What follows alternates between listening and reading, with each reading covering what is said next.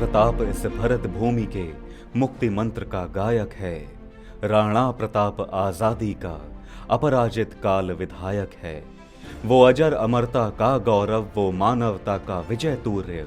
वो अजर अमरता का गौरव, वो मानवता का विजय तूर्य।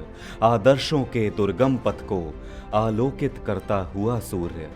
राणा प्रताप की खुददारी भारत माता की पूंजी है। राणा प्रताप की खुददारी भारत माता की पूंजी है। ये वो धरती है जहां कभी चेतक की टापें गूंजी हैं। पत्थर पत्थर में जागा था विक्रमी तेज बलिदानी का। पत्थर पत्थर में जागा था विक्रमी तेज बलिदानी का। जय एक लिंग का ज्वार जगा, जय एक लिंग का ज्वार जगा। जागा था खड़ग भवानी का, जागा था खड़ग भवानी का। भारत भूमि के गौरवशाली इतिहास में राजपूताने का नाम अपनी वीरता, मातृभूमि के लिए अगाध स्नेह और देश के लिए अपने सर्वोच्च बलिदानों के संदर्भ में सदा सदा के लिए अमर है। इस धरती को अपनी शूरवीरता, अदम्य साहस और देश प्रेम से गौरवान्वित करने वाले नामों में बप्पा रावल, महाराणा सांगा, महाराणा कुंभ, महाराणा हमीर और वीर शिरोमणि महाराणा प्रताप प्रमुख हैं। महाराणा प्रताप न केवल एक शूरवीर योद्धा थे, वो एक प्रजाप्रिय, कुशल शासक, अमर बलिदानी और त्याग एवं देश प्रेम की ऐसी मिसाल थे जिन्होंने अत्यंत विषम परिस्थितियों में भी कभी मुगलों की अधीनता एवं दासता को स्वीकार नहीं किया तथा जीवन के अंतिम क्षणों तक स्वाभिमान और मातृभूमि की रक्षा के लिए संघर्षरत रहे।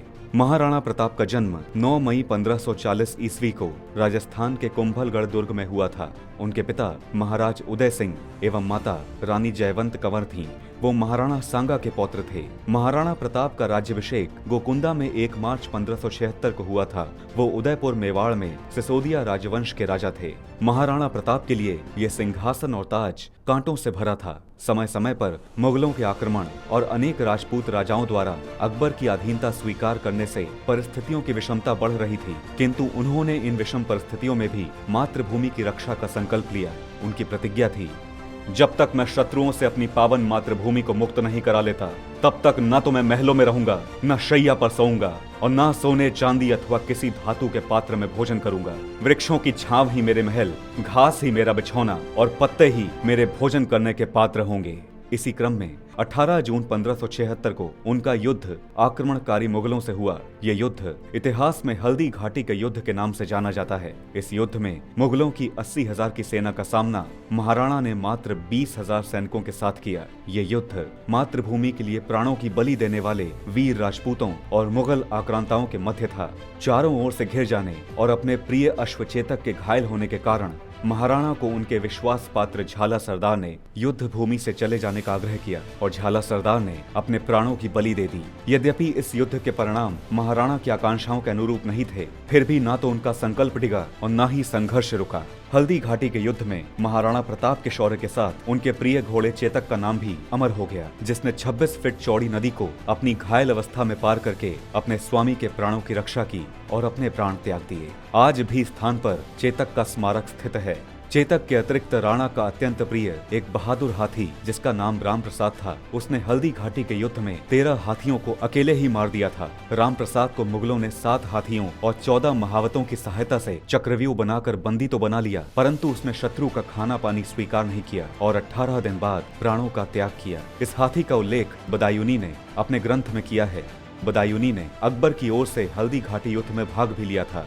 हल्दी घाटी के युद्ध के बाद अरावली की पर्वत श्रृंखला और जंगलों में अति कष्टकारक जीवन बिताते हुए भी महाराणा ने मातृभूमि के प्रति अपनी निष्ठा को कम नहीं होने दिया और भामा शाह द्वारा मिली धनराशि से अपनी सेना का पुनर्गठन किया, जिसमें राजपूत सैनिकों के अतिरिक्त कोल, भील और संथालों को भी साथ लिया। अरावली में स्थित मनकियावस के जंगलों में उन्होंने दिवेर युद्ध की योजना बनाई। ये युद्ध अकबर के लिए एक करारी हार सिद्ध हुआ और महाराणा ने मेवाड़ के एक बहुत बड़े भाग को मुगलों से आजाद कराने में सफलता प्राप्त की। अंग्रेज इतिहासकारों ने इस युद्ध को बैटल ऑफ दिवेर की संज्ञा दी और महाराणा की वीरता और युद्ध कौशल की भूरी भूरी प्रशंसा की। 19 जनवरी 1597 को शिकार करते समय अत्यधिक घायल हो जाने के बाद उन्होंने अपनी मातृभूमि और संसार से विदा ली। ये सच है कि ऐसे शूरवीर भगवान न होकर केवल एक इंसान थे, किंतु ये भी सच है कि आज इनके कारण ही हमारे भगवान मंदिरों में हैं। महाराणा प्रताप न केवल इतिहास में अमर रहेंगे, बल्कि वो युगों तक हर राष्ट्र प्रेमी के हृदय में एक प्रेरणा के रूप में जीवंत रहेंगे। मेवाड़ की धरती को मुगलों के आतंक से बचाने वाले ऐसे वीर सम्राट, शूरवीर राष्ट्र गौरव, पराक्रमी साहसी राष्ट्रभक्त को भारत समन्वय परिवार की ओर से शत शत नमन।